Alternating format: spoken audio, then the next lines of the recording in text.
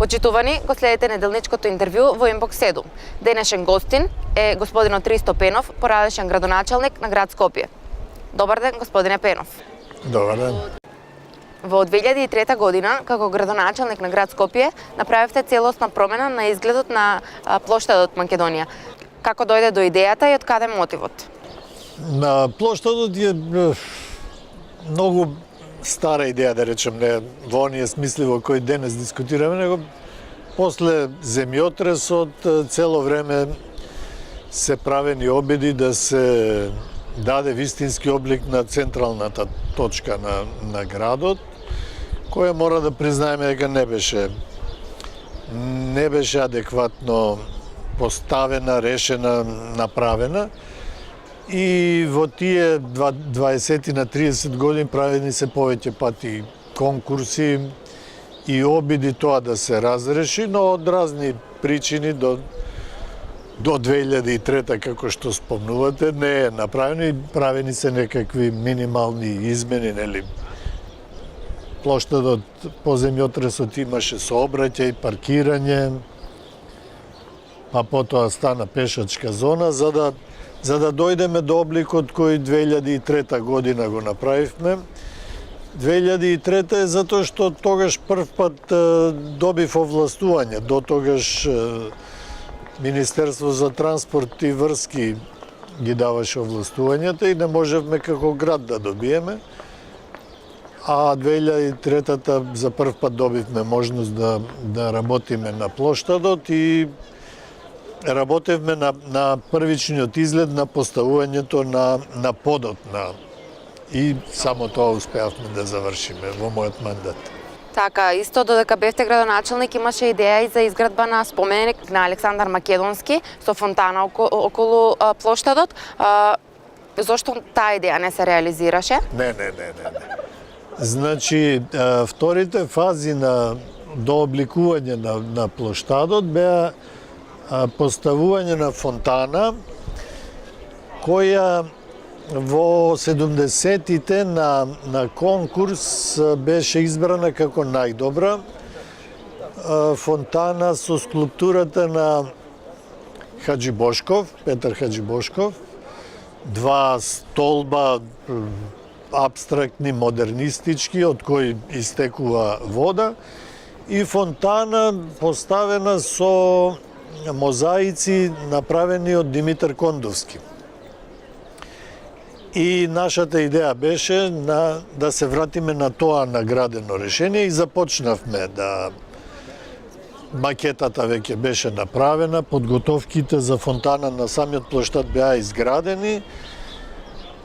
Рубен Скорубин, бидејќи Кондовски беше починат, требаше да го изработи мозаикот по нацртите на Кондовски, но изборите, јас загубив на изборите и потоа таа идеја беше отфрлена од градското собрание, од Трифун Костовски како мој наследник. При реконструкција ги извадивте старите плочки и беа увезени нови од Босна и Херцеговина. Зошто? Беше ли тоа неопходно? Па да, беше неопходно затоа што таа плочка, коцка што беше на плоштадот не беше адекватна и не беше со тие естетски вредности и функционални кои што ги бара еден централен државен плоштад. Таков камен за да се поплочи избравме од рудникот Јабланица во Босна и Херцеговина, плочи со кои се правени многу такви плоштади во Белград, Загреб, Трст, Виена, во многу градови, бидејќи тој има такви техничко-технолошки својства. Многу е цврст, порозен, издржлив, за разлика од другите камења. Ние сме пробувале и со македонски камења на други парчиња во Скопје, па дури и овој камен што гледате, и гледате дека тој не може да ги издржи овие потреби на плоштад, кај што имаме не само временски разлики, туку разни возила, тешки, многу народ, манифестации се прават, кои што се потребни поголеми плочи, така да таа базалтна коцка која е поставена, како што викаат старите во српско, од затворениците, од рудник и е направена од базалт од рудник крај Скопје, мораше да биде заменета со поадекватна плочка. Каде завршија старите гранитни плочки од плоштадот? Старите коцки се во депото во улица и патишта, барем тогаш ги оставивме. Сега не знам до каде се завршиле. Идејата беше тие да се употребат на помали простори некаде низ Скопје, помали пијацетки, простори кои бараат поплачување. Но каква е нивната судбина понатама, не знам. После таа реконструкција, плоштадот уште 2 пати беше темелно реконструиран. Потребно ли му беше тоа на Скопје после вашата реконструкција? Што мислите, потребно ли е толку пари да се трошат за реконструкција на плоштадот во толку кратки размери? Да речам дека некој имал поубава идеја да го направи, но гледам дека нема поубава идеја. Значи, то само мора да е потребата за перење пари. Ако ви кажам дека јас целата таа реконструкција што ја направив, значи плочките чинеа 1,5 евра, асфалтирањето од оздола, целата инфраструктура под плоштадот што ја направивме, се завршивме за 2,5 милиона евра. Вие споредувајте колку е трошено на овој плоштад и од таму заклучокот дека сето тоа е правено за да се исперат пари, не за да се направи нешто побаво, бидејќи таков квалитет на плочка како што постоеше на самиот плоштад, еве не е аплициран. Овие не се надворешни коцки, ова е интериерска подлога, ова не може да издржи добро и не изгледа добро, еве, и визуелно на веќе пропаѓа. Скопје се гуши во загаден воздух, несредени комунали и други несредени проблеми.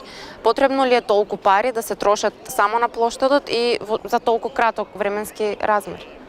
Па сигурно дека не, особено овие пари што се потрошија сега за овој плоштад. Скопје има приоритети други, но плоштадот не беше толку градски проект колку што беше владин проект. Иако тој беше реализиран преку Скопје или преку општина Центар, сепак тоа беше проект на владата. И пак ќе повторам, нерационално се потрошени тие пари. Има други можности, има други потреби Скопје за да изгледа и поубаво и поефикасно да се искористат средствата. Гасификацијата во Скопје не успева. Зошто? Што мислите како градот треба да го реши проблемот со енормно загадување во текот на зимата? Дефинитивно за гасификацијата нема волја. Јас колку знам, Скопје е целосно, прстенот гасификационен во Скопје е целосно завршен. Треба да се внесе во куќи. Зошто не се прави тоа? Затоа што нема политичка волја. Затоа што не може да се разберат чии луѓе треба да го водат тој бизнис. Тоа е многу профитабилен бизнис. Штетата ја трпиме сите ние. Јас само ќе ви споменам, значи 97-та година Гама ли беше или кое предпријатие тогаш донесе газ во јавното сообраќајно предпријатие. Значи е меѓу првите гасифицирани. Ние направивме во Ѓорче Петров работилница која автобусите од дизел ги пренаменуваше на газ. И ние имавме автобуси на газ. Сега тоа застанато, не знам таа цевка за газ што прави у ЈСП, таа работилница у Ѓорче Петров зошто не прави, зошто моторите не ги претвора на газ, значи некој не сака. Не е дека не може или дека се нема пари. Се е присутно. Доколку денес сте градоначелник, како би го решиле транспортот на луѓе во градот? Па тоа треба цела студија човек да... Знаете што, Скопје се уште нема голем проблем со сообраќајот. Тие гужви што нас не нервираат, тоа е за колку минути се работи. Ние немаме застои. И ако се продолжи